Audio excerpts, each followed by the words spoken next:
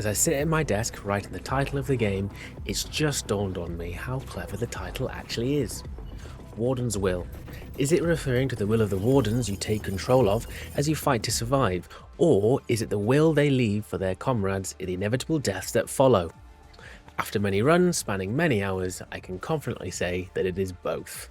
Developed and published by ELYZIO, this roguelite third-person movement shooter takes inspiration from titles such as Risk of Rain and Warframe, and simplifies them down to the core of what makes them a good fun challenge.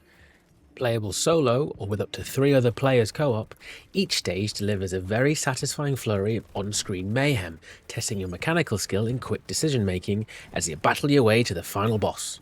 Runs will be multiple, deaths will be plenty, but where there's a will, there's a way. It's so weird, isn't it? It just starts right randomly dancing. The intro to the game caught my attention with its AC/DC-like track behind a great art style, not shying away from the knowledge that death is a part of progression. You start the game as your first of 4 total unlockable Wardens. You have the freedom to roam the training hub, where you can then swap and test out multiple guns and abilities before jumping into your first run. The concept of the game is akin to Risk of Rain, with its own flavour. There are 5 stages, and you progress to the next stage by finding and uplinking 3 transmitters within the level that can open the breach.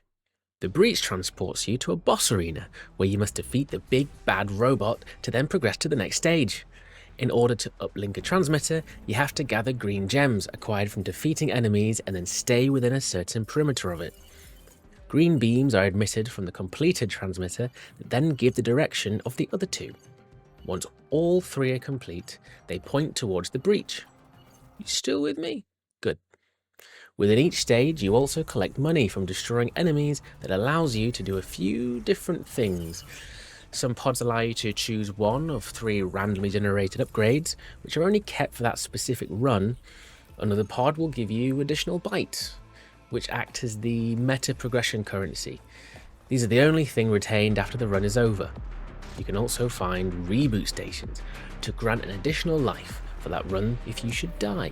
All in all, a tried and tested formula which for me works. Sugar, spice, and everything nice. These were the ingredients chosen to create the perfect little girl. But Professor Utonium accidentally added an extra ingredient to the concoction, Chemical X. When I mentioned simplicity before, I really meant it.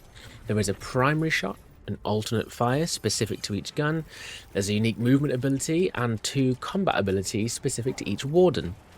And that's it. Well, kind of. The beauty is how you combine these mechanics whilst managing your stamina bar and gun temperature. You learn quickly you not only need to always be on the move, but also be methodical to maximise your few abilities and cooldowns. For example, I enjoy playing as the Ninja Samurai Warden. His movement feels so slick and smooth, especially as you gradually improve your stamina bar. He can perform a linear dash in any direction, and his combat abilities provide extra movement as well as destructive power. Now, initially I felt like my wings were literally clipped switching away from the Flying Warden, but with clever resource management and upgrades, you can essentially suspend yourself in the air for so long that Hermes himself would wonder if you nicked off with his winged sandals. Launch an immediate counterattack! Go! Go! Go on, babe. Let's talk about progression.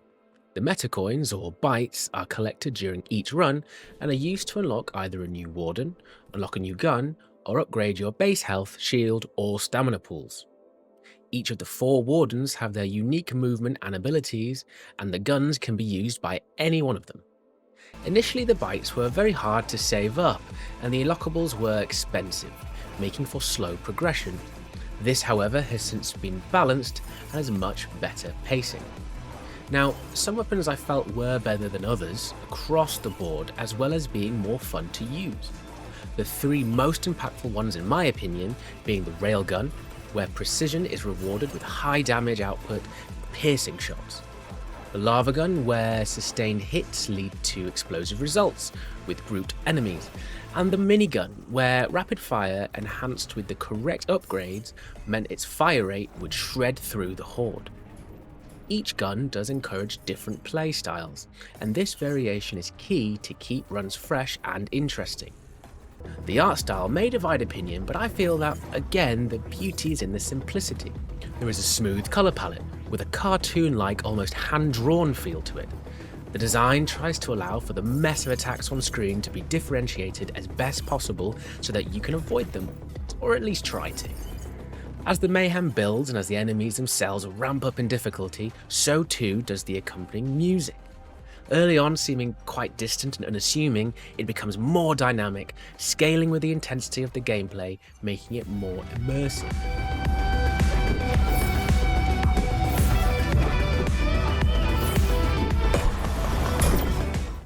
Even when sat through the end credits, the cyberpunk-like beat had me head-bopping as I was punching the air in celebration.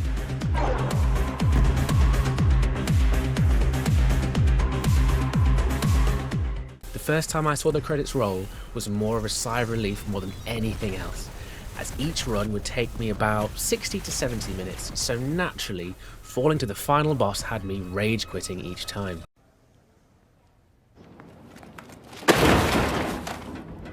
At this point in time, however, there isn't much else to the game once you complete the run. The stages are all the same, although with the latest update you can now play them in any order. The enemies are also the same each time, including the bosses and the types of waves that come at you. The variation comes from your different Wardens and the different guns, at least so far. The developers are very active and constantly working on updates and balances. They have a thriving Discord community which allows them to listen to the player feedback and provide further updates. And their roadmap is very encouraging, as it looks like there are lots of new features and improvements on the horizon.